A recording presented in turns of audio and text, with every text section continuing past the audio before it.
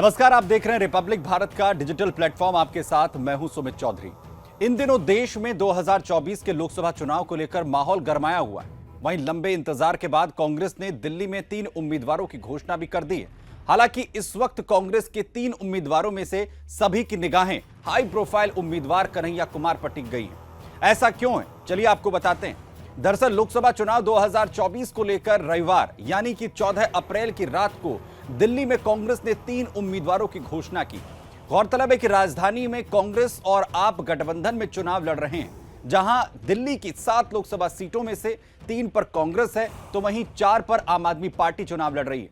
मालूम हो कि आप तो उम्मीदवारों की घोषणा पहले ही कर चुकी है, अब कांग्रेस ने भी प्रत्याशियों की घोषणा कर दी है। कांग्रेस ने नॉर्थ ईस्ट दिल्ली सीट से बीजेपी के मनोज तिवारी के खिलाफ जेएनयू के पूर्व छात्र संघ अध्यक्ष कन्हैया कुमार को उतारा है। फिलहाल कन्हैया कुमार कांग्रेस में एनएसयूआई के इंचार्ज हैं और ऐसे में 2 स्टार के बीच की यह चुनावी जंग अपने आप में ही काफी अहम और इंटरेस्टिंग मानी जा रही है। बात करें मनोज तिवारी की तो वो नॉर्थ ईस्ट दिल्ली सीट से 2 बार के सांसद हैं और यही कारण है कि क्षेत्र में उनकी अच्छी खासी पकड़ भी है। इतना ही नहीं, बतौर एक्टर और सिंगर भी उनकी पॉपुलैरिटी है, जबकि इसके उलट कन्हैया कुमार की इमेज एक पूर्व छात्र नेता की है। जेएनयू में विवादित नारों में नाम आने के बाद उन्हें कुछ महीने सलाखों के पीछे भी रहना पड़ा था।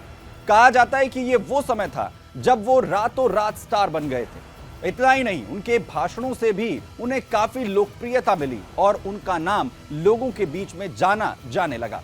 बता दें कि पिछले 2 चुनाव में दिल्ली की सातों सीटों पर बीजेपी का कब्जा रहा है और ऐसे में बीजेपी की नजर एक बार फिर से 7 सीटों पर बनी हुई है। वहीं नॉर्थ ईस्ट दिल्ली सीट को जीतना भी उनकी प्राथमिकता में से एक है।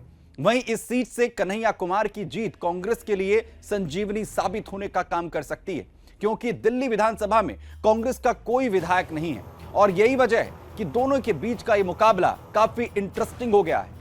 नॉर्थ ईस्ट दिल्ली सीट में इस बार 2 पूर्वांचली आपस में भिड़ने वाले हैं। वहीं दिल्ली में सीएम केजरीवाल की पॉपुलैरिटी भी काफी ज्यादा है। ऐसे में कन्हैया कुमार के लिए यह चुनावी मैदान खाली नहीं है। 2 चुनौतियां यानी कि मनोज तिवारी और दिल्ली के सीएम के बीच से गुजरकर उन्हें अपनी जीत साबित करनी होगी। इसके अलावा इस क्षेत्र में धार्मिक ध्रुवीकरण भी एक बड़ा मुद्दा रह सकता है, क्योंकि यहां सीलमपुर, मुस्तफाबाद, बाबरपुर, मौजपुर जैसे कई इलाके मुस्लिम बाहुल्य हैं।